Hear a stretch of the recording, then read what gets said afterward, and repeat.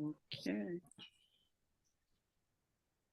Okay, so good afternoon, everyone. Good afternoon. Yeah, so I'm very excited. This is the second virtual event that Bones and Balance has presented. Um, we received a grant. We were privileged, and I'm really humbled that we received a grant from the Black Physicians Health Network, Oh, wonderful. Healthcare Network of Montgomery County. And our mission in regard to bone health is to be able to share this message with families that bone health is a family affair.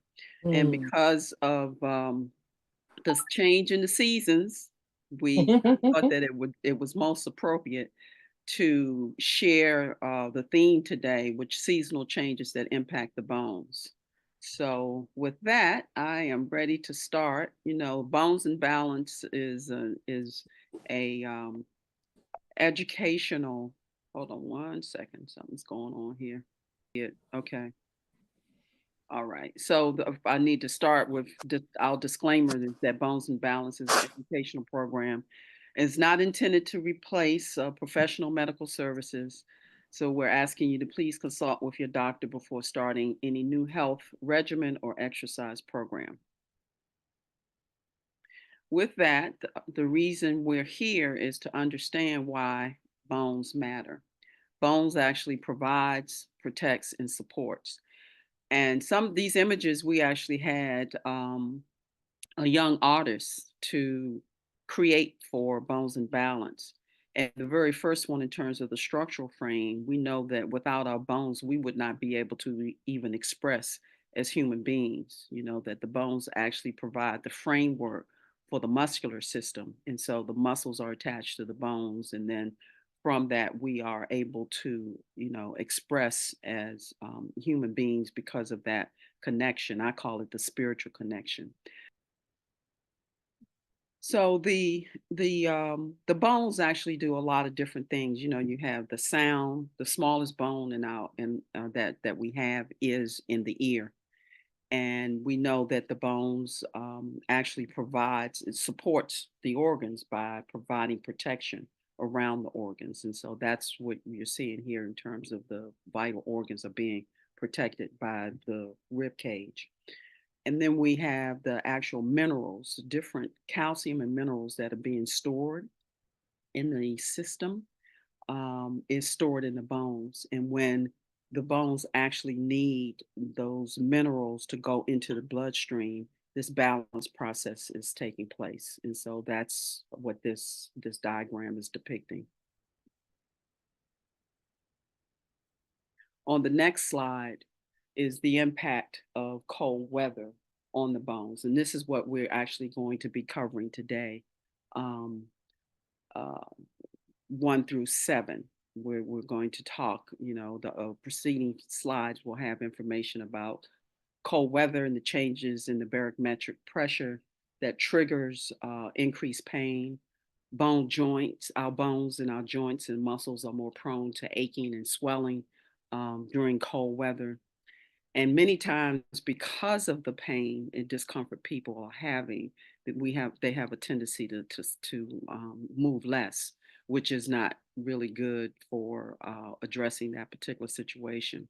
And then we have circulation, which can decrease as a result of us sitting too much or for extended periods of time. Last month, the virtual that we did was about the sitting weaken the bones, and the answer to that is yes. So although is this the weather is changing, we want to make sure that we're not, you know, sitting for extended periods of time.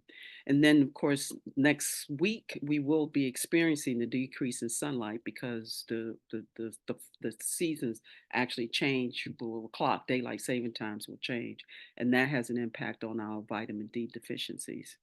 Moving less and eating more. We have the holidays coming up, and I don't know about you guys, but I do find myself not moving as much during this season. And then, of course, seasonal affective disorder. That is the actual condition that people deal with oftentimes when the weather changes. So the seasonal changes that impact the bones really is more around of the discussion, well, physical activities during the colder months. And so, as was mentioned last is seasonal changes, begins with the fact that yes, we do find ourselves sitting more during colder months. So when we reduce the physical activity during this time, we are putting ourselves at risk for weakening our bones and muscles, and which decreases the overall bone density, which is your strength. Um, the less sunlight, we talked about that. We know that that's coming up next week. That the we will fall back and lose an hour of daylight. And when your vitamin D production is lower, it impacts simply because the vitamin D is used by the system to help to absorb the calcium and other minerals that the other body systems need. But we also know that bones actually store the minerals, and so whenever those um, the bodies need nutrients, that gets released from the bones into the bloodstream. And that's how that actually works. And so I just mentioned earlier in terms of SAD, the seasonal affective disorder. Some people actually get very depressed during this time of year, and they attribute it to the sunlight, but I think it's also attributed to a number of other things. One is maybe lack of movement, um, the um, hydration, maybe not getting enough water. I know for myself, I have a tendency to drink more when it's warmer than when it's colder. And so I've always had to, be mindful of that. So I just wanted to kind of say that everybody doesn't necessarily have issues around seasonal affective disorder, but I think most people do have, some kind of feelings or changes that they can identify that's happening in their bodies. And so as a result, we need to be mindful of these different changes, and it does impact our bones.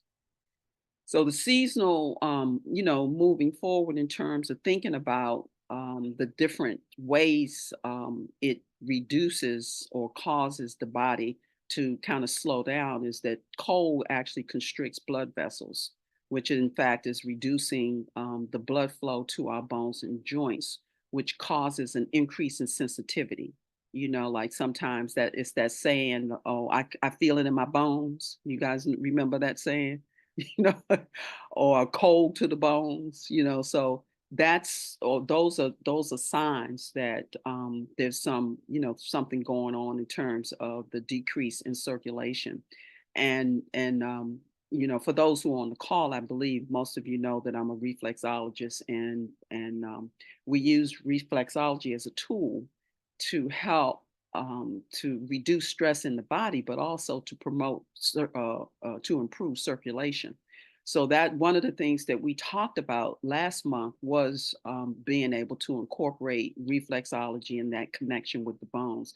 So if you did not have an opportunity to see it, we do have the virtual um, presentation that's available online and under our blog. So you can take a look at that because reflexology will also help with joint pain and stiffness.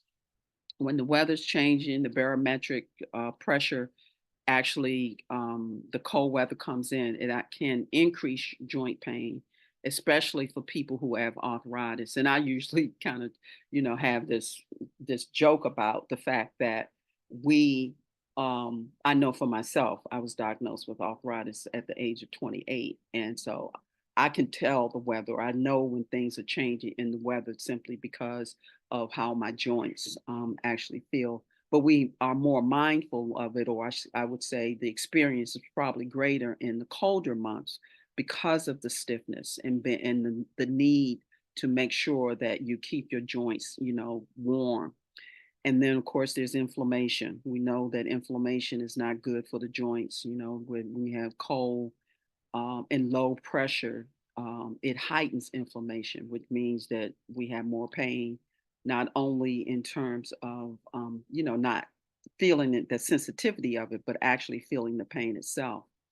Um, so one of the things that I did want to mention as it relates to that is the fact that you have osteoporosis, which osteo means bones, and then porosis is cis is some form of inflammation, which really is when you and for osteoporosis is the bones start to weaken and it's the difference between the two is that osteoporosis is silent and osteoarthritis is pain. It's just that simple. Okay. And I know that most of us know about this in terms of muscles contracting in cold weather, which adds to the tensions in the joints, which increases the discomfort sometimes. If you've had an injury, such as myself, I've been rear ended a number of times. And whenever the weather starts to change, particularly the cold weather, my shoulders and my neck starts to either ache or gets really tight. And then that's, an opportunity for me, knowing that it's an opportunity for me to be proactive with that. So we're going to talk about some proactive things as well. And then the last two items that are here in terms of seasonal changes that impact the bones is the fact that um, with us being sedentary and sitting and being inactive, you can slip and fall even in your own home. You don't have to go outside, but just two activities. You can be outside and have lose your balance and fall, or you can be in your home and experience the same kind of thing. And so, we have Moans and Balance really is supporting you and being proactive and sharing ways on how you can remain active during the cold season. So this is one of the purposes of having this discussion today. I've mentioned this already, but I just wanted to, share again about reduced physical activity. That movement is really essential for maintaining bone strength, your bone density, which is, in terms of being nice, having strength and stamina as we move through our day. So I'm going to pause here before I go on to bone healthy tips. Are there any questions? I know I normally at the end we have a Q&A, but I've said a lot and I just want people to be able, want you, not people, but I want you to be able to ask any questions that you may have at this point before we go on to this next section. No, I'm good. I'm understanding pretty good. I meant to write some more from the other slide you had. I missed some information, but um, other than that, I'm good. I was trying to write. Okay, so remember we're recording it. There's some other conversation going on the recording, Oh, but and I'm not sure if we'll be able to, make any changes to it. But what we do plan to do, like we did for last month, the recordings will be out there in the blog section. okay. So you can always go back and take a look. And if you have any additional questions, anything comes up, you can always reach out to us on Bones and Balance, send a question, or you can call me. Thank you. Okay. All right. So, in terms of sharing information with you, because that's one of the things that, or one of our mission is to be able to educate the community about bone health and why it's important. So that's why we had the first slide, really to just share with you that bones actually, plays a significant role in our overall wellness. You have the bones are protecting, supporting. And providing a lot of different things.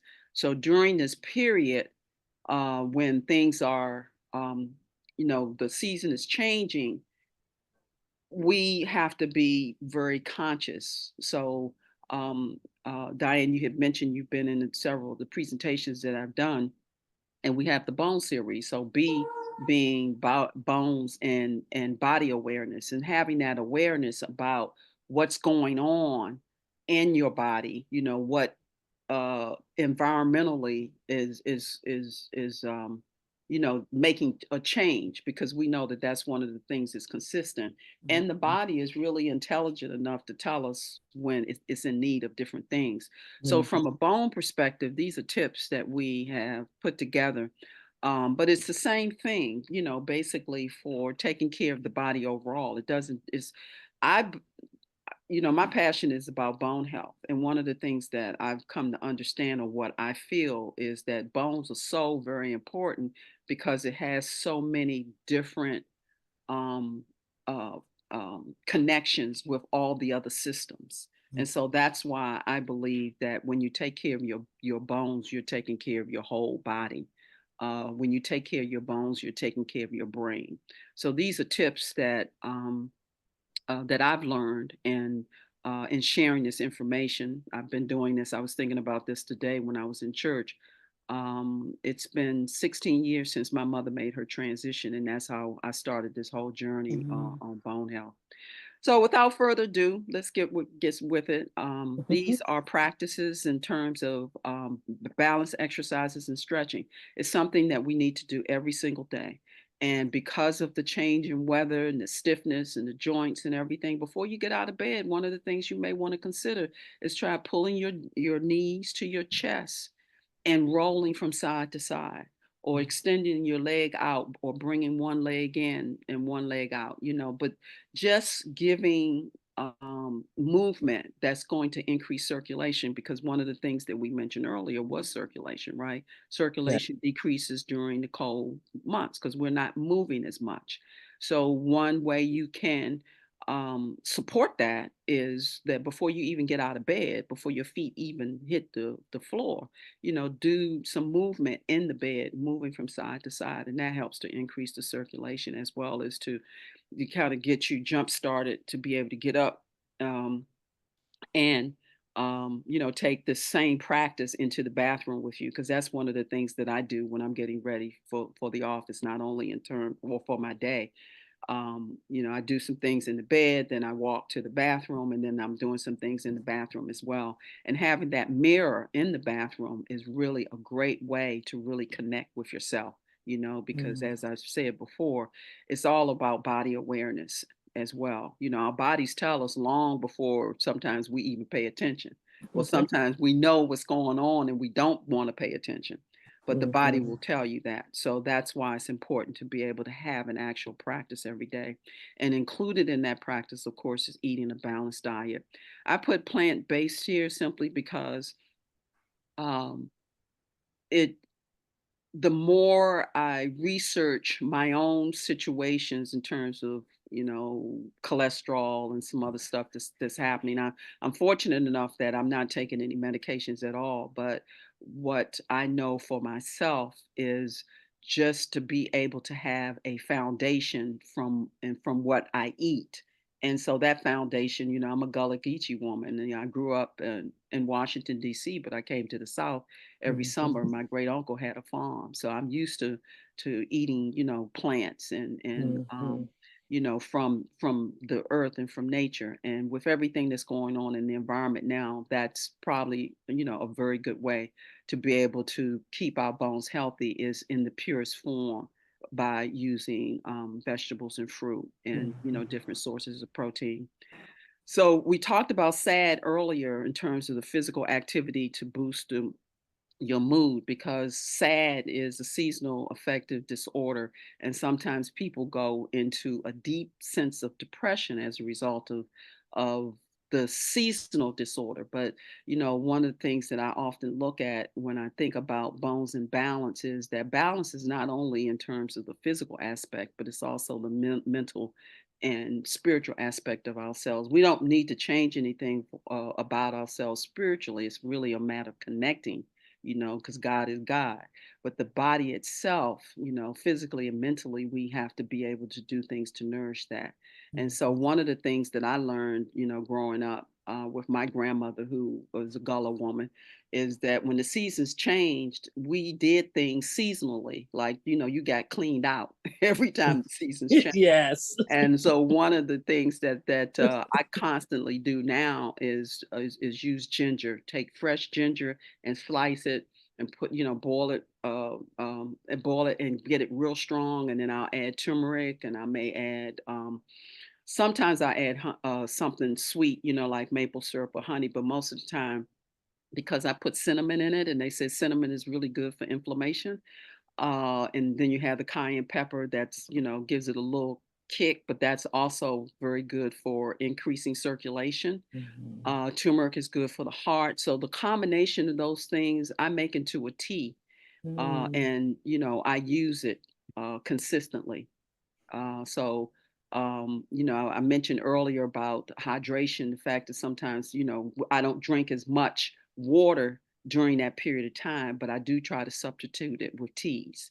So, this is an example of using warm spices to be able to have that experience because it increases circulation. And mhm, then bone broth. I don't throw away anything when it comes to my vegetables. I cut off the tips of things and I put everything in a bag. If I have some celery and it looks like it's not going to last for me to be able to use it, I'll put it in the freezer, and then I take all those things and add some spices, the turmeric and pepper and some other things, and I make my own bone broth. I make my own vegetable broth, mhm, and you find that it's more nourishing for you.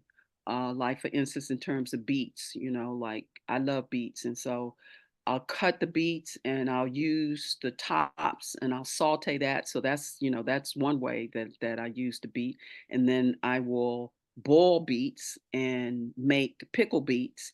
But the skin of the beets, anytime I'm shaving the skin, I save that too. So that becomes a part of my broth. So those are the ways that you can nourish your body, through creating different broths. And it's very easy to do, but it's also an option for hydration. And then for the next one is in terms of proper attire to keep your joints warm. Um, I use all the time a sweatshirt, like I may layer myself. So that's the point, is that you want to keep your joints nice and warm. Um, I think it was Back to Eden. You guys remember that book? Back. yes, I still have it. Well, Back to Eden has a whole lot of recipes in there about how to use cayenne pepper, and cayenne actually increases circulation. So this is something that they say in terms of neuropathy and increase in circulation is put a little bit of cayenne in a sock and put it on, and wear it at night. And particularly for people who have cold feet, they say cold feet is an indication that something's going on, with your circulation. But when you're cold, when your body gets cold and you're cold to the bones, then usually you're not feeling your best. So I think that the bones is a way, as an indicator too, to measure how you're feeling. Because another measure in terms of how you're feeling, and I move on to proper shoe wear with grip support, is the fact that when your feet hurt, what happens? You guys can you chime in and tell me what happens when your feet hurt? Oh, when my feet hurt, I just don't feel overall. I don't feel good. Okay, yeah. I can say that. Well, let me just say this. I've had a couple of instances where my feet hurt and I couldn't even walk because my feet were hurting. And so as a reflex, I'll just one of the things that, I know from that uh, tool is that we have over 2,500 nerve endings in our feet, and so our feet actually tells us a lot of different things. So proper shoe wear is good because one of the, like from a balance perspective, and making sure that you are being supportive in your posture, is proper shoe wear is very important. Mm, And so just slipping your feet in shoes and bedroom slippers is not the best way to keep your bones nice and healthy and strong, because one of the things about bone health is the more you stress, good stress, you're creating stress. And one of what we do in Bones and Balance is show people how to be able to use their body mechanically through the proper posture and alignment, and use and weighting the bones as you stand and as you sit is a way of increasing your bone cells. So that's something that we do within our program. And then there's proper hydration even in colder months, which I've already mentioned that in terms of the bone broth and the different teas. And I am repeating the herbal teas because the first above slide is using those warm spices, for teas and meals. But in this particular case, we're talking about just using them as teas, just in particular. And of course, this time of year, eating too much or just not feeling your best, peppermint teas and mint teas are really good. And green teas has antioxidant, which is a way of in supporting the immune system. And we've already touched on this, but it's always important to understand is that the sunlight is very good. So in the early mornings, if you can, try to go out and get some sunlight. It's not as intense as during the spring and summer, but being out in the daylight, it will help to with your vitality. And then, of course, the vitamin D, um, the preference is always to get your nutrients through food, but oftentimes, sometimes food does not have the supply or the amount that you would have to eat to get the adequate supply that you need, particularly with vitamin D. You supplements are recommended, and so you should check with your doctor. Dr. Tilly was on; she's not on the call today, but one of the things that Dr. Tilly being a naturopath, she shared a number of things with me. So I'm just saying to you, for those who are on the call, is that really be mindful of your vitamin D at this point as we move into this cool season. But you really want to be able to check in with your wellness provider to find out exactly how many IUs you should be taking on a daily basis. And then, of course, there's the weight bearing exercises I mentioned earlier in terms of being able to um, follow a practice, in terms of the appropriate posture, alignment, the ways that you walk and take care of your feet, because we know that not only do we have 2,500 bones in our, I mean, not 2,500 bones, but we have 2,500 nerve endings in our feet. We have 26 bones in each foot, which is a total of 52. I've actually spoken quite a bit, and I'm just doing a time check. It's 2:45 now, and so we just have a few more slides to go. But before we get into the next set of slides, is there any other questions? Or I know I said a whole lot, and the main thing is really being able to take the information that you're hearing today, or any information that you see out on our website, and be able to apply that, meaning really taking action. So Mhm. that's what this next section is all about. Well, I can relate to the seasonal cleaning because my grandmother, we grew up with farms, so they had to work the farms that both sides of my family had. But my grandmother on my mom's side, she definitely did that, but she did it with casserole. So seasonal, she'd have all the grandkids over, line us up with a teaspoon, little spoon, put that casserole and give us an orange to sip on. But that was so I hear that about the seasonal cleansings and the Yeah, broth because she drank a lot of. She would fix fresh vegetables every day, and then she'd sit down and just drink what she called then pot liquor. She says, I got all the stuff, good stuff right here." She was saying that exactly. all the time. We're like, "Well, you don't have no food." She said, "Everything I need is in here." And she did that a Exactly. lot. Not that she didn't eat, but she would sit down and drink the essence, so she called it essence, and the juice from the vegetables, the fresh vegetables. Yeah. Yeah, we didn't throw any of that away, Mm-hmm. and you can repurpose it. Matter of fact, I save it and do different soups, or I may use it to cook some rice with it, or to add to some vegetables. So you want to make sure that you're getting as much nutrients as you can, in what we are putting in our tummies Mm-hmm. before it gets to our tummies and our mouths. Right. So I just really wanted to, kind of re-emphasize everything that I've always shared before in terms of understanding that balance actually starts with nutrition, right? And so from in terms of taking care of our bodies. And one way to really be able to measure whether we are balanced in the nutrients that we are giving our body is by the colors that we have on our plate. So that's why I chose this image. was because of all of the different colors. And oftentimes when I eat, that's one of the things that I look at too. I'm like, I'm so like, Mhm. wow, this is so beautiful, to have these different colors. But what it also represents is balance and from a nutrient standpoint. And the darker the vegetables, the more, the higher the nutrients are. All nutrient, I mean, all I would say fresh vegetables have nutrients.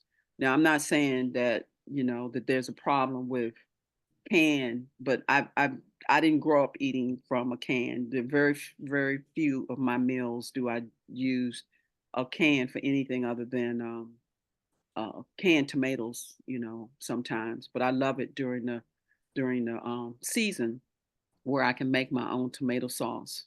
So we always want to try to go fresh when we can. And the nuts is a good source of healthy fats and for our proteins and minerals. And Mhm. so it's really very beneficial for our bones. So in this diagram, what I'm really illustrating to you is that this is a bone health balance diet, I mean, Mhm. items that can be shared, not only in terms of yourself. So the next slide is about movement. A lot of people talk about exercise, and I exercise a lot. I'm moving all the time. I'm really happy that, most days I get anywhere from 10 to 13,000 steps in a day. But that's because, I'm very active and I'm moving, and I know the significance of moving because I've been doing this work for quite a while. And the reason why I emphasize movement and not exercise is because I used to do hot yoga. I tell this story all the time. I know that if you've ever heard me talk, you know that I tell the hot yoga story. How every day I would get up and do my hot yoga at 6 o'clock in the morning, and then I would go to the office and I would sit from the time that I was there until I would leave. And oftentimes that would be 10 hours. I would just get up to grab something to eat and bring it back to my desk or just sit at my desk most of the day. And we know that sitting actually is not good for the bones. And so, what this picture really illustrates is different ways of movement, and what this slide is illustrating in terms of, the benefit of moving often, not just, sometimes. And so there's a NASA report that was done many years ago that actually said that, or the person for NASA that did the study, um, to determine what the impact of going into space was to the bones is gravity. So that's one of the things. If you're sitting, you're not using gravity. So any form of activity, which to me, exercise is a form of activity, it is very is good. It's not only, good for you just overall, but it's really but what's best for your bones in terms of moving, because as they say, the body is definitely was designed to move. So what's listed here of the items of the things that you can do, um, sit and stand, and that's breaking sitting. So if you've been sitting for a half hour or at least an hour, you need to stand up. So you can just stand up and then sit back down. But there is an actual um, exercise where you're standing up and sitting down, which supports building, improving your balance, as well as your posture. Balancing on one leg is another one. The toe and heel raises is very important because I mentioned earlier about the number of bones that we have in our feet, and our toes. The bones is like the foundation. And then, of course, stretching. We talked about that a little bit, or I mentioned it earlier around when you're in the bed early in the morning.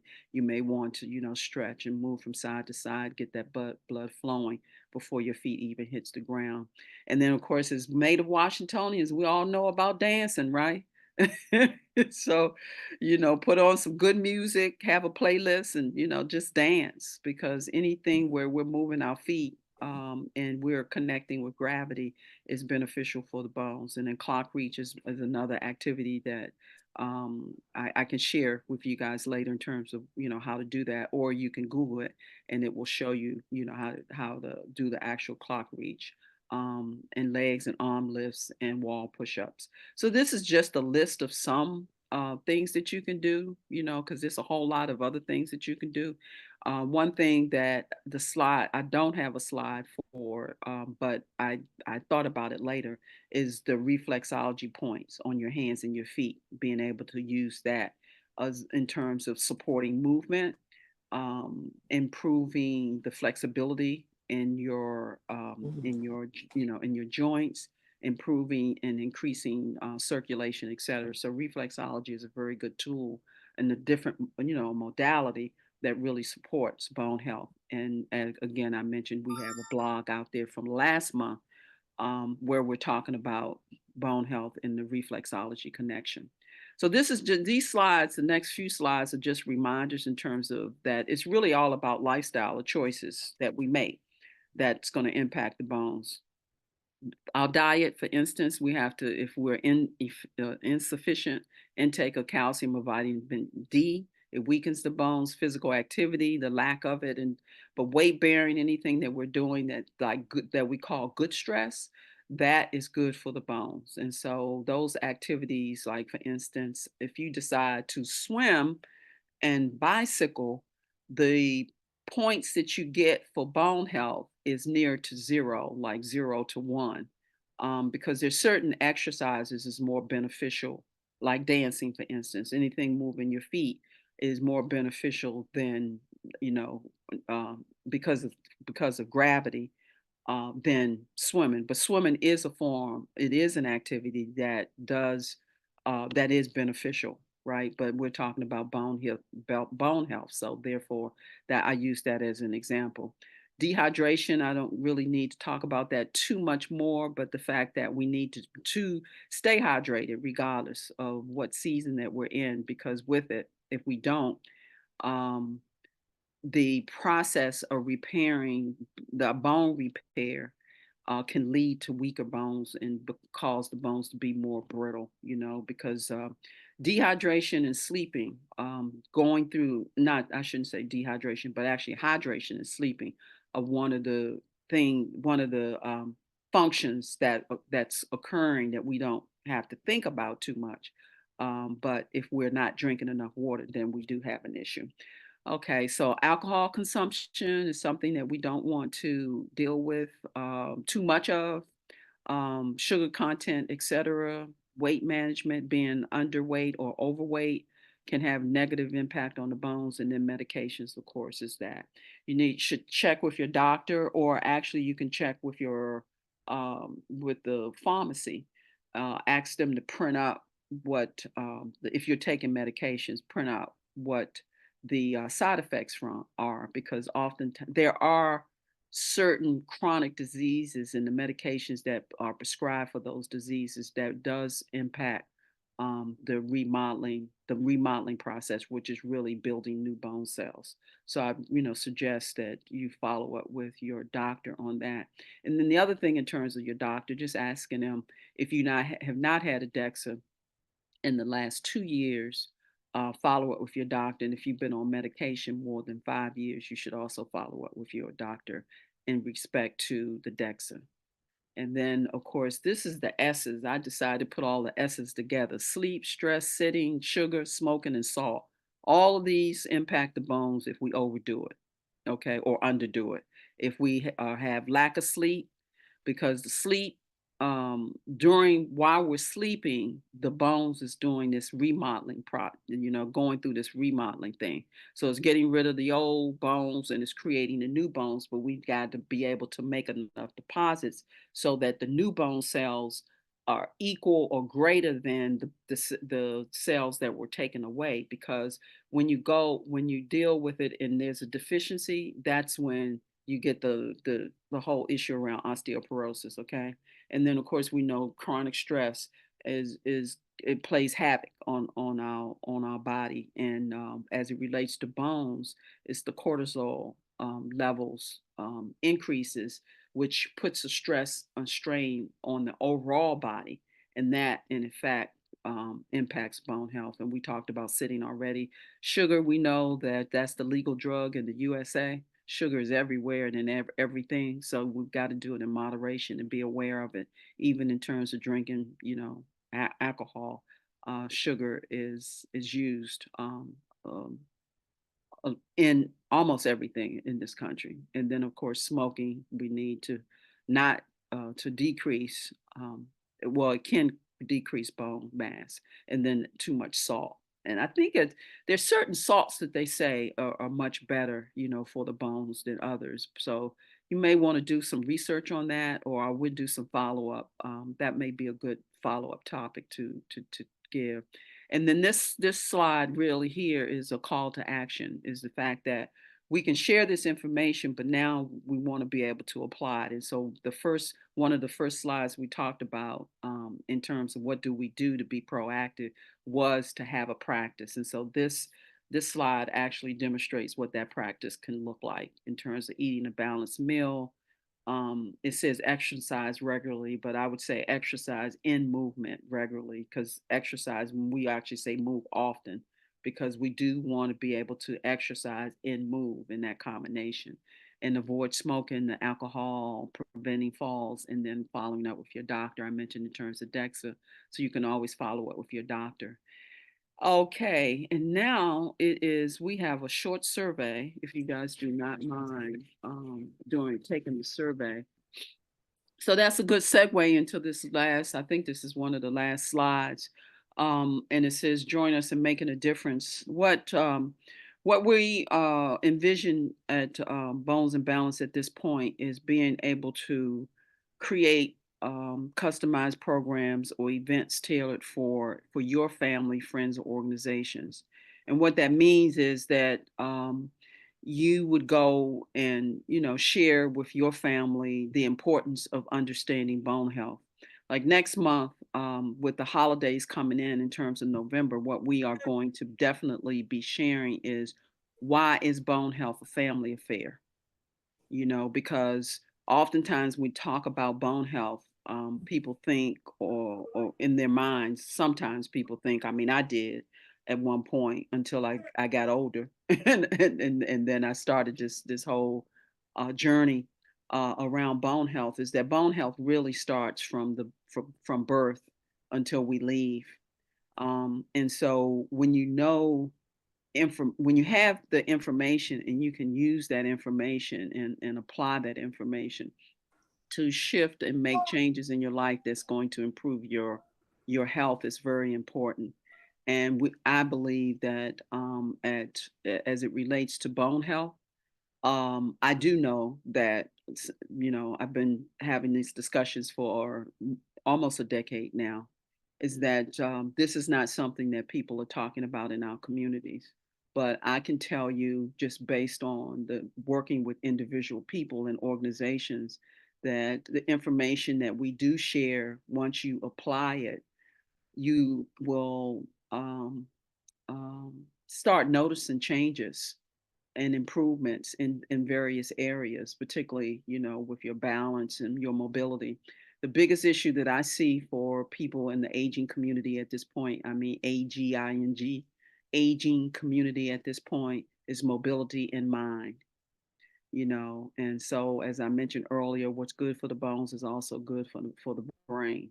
So we want to be able to get this word out to as many people as possible, and so we're asking you to consider to be a partner with us by hosting an event. And what that means is that, you would tell your folks, we would set up the Zoom call, and we can even tailor the program for you, to be able to get this word out. So we can really make some shifts in our community around the various things that people are challenged with as they're aging. Okay, so now I'm off my soapbox. You guys know me. You know that I'm very passionate about bone health, but I'm also feeling that part of this purpose also is around wellness. There are a lot of different community wellness programs, but there are none that I know of other than what we're doing that really talks about bone health. Last but not least is the bone health resources. I just mentioned the upcoming events, but I also wanted to share with you that the three organizations that I've listed here is where I've done work over the last decade with. Actually, it was the Bone Health association, American Bone Health Association, which they went out of business, and Osteoporosis Foundation existed, but now osteoporosis has changed their name to Bone Health and Osteoporosis Foundation Centers. Then there's the center, the CDC, Disease Control Prevention, Bone Health, and then NIH, the National Institute of Arthritis and Muscular, Skeletal, and Skin Diseases. That's where I get a lot of my information from, and I've attended quite a few um, um, meetings at NIH on behalf of the American Bone Health.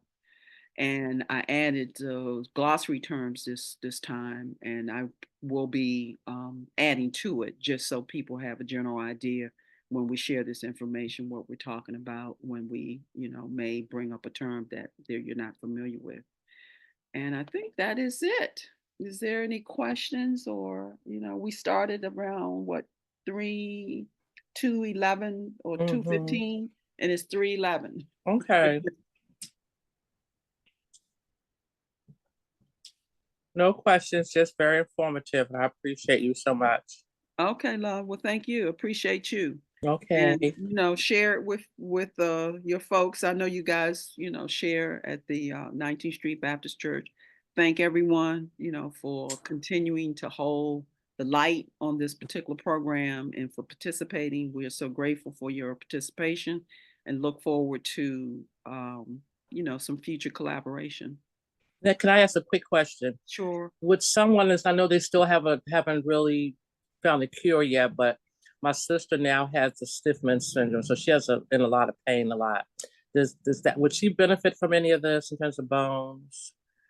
I would have to look it up, but Okay. one of the things in terms of reducing stress, um, is she able to move? Yeah, she is, Oh, but yeah. very slowly, very slowly. Mhm. She's I been would say any form of movement, or an opportunity for her to be able to um, improve or increase her stamina.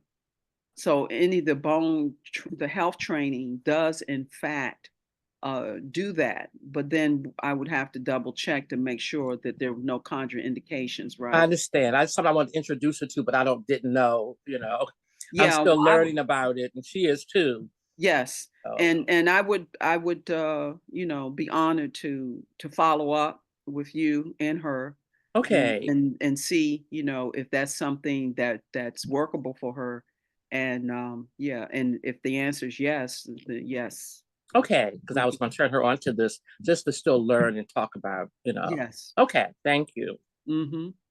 All righty. So anything else?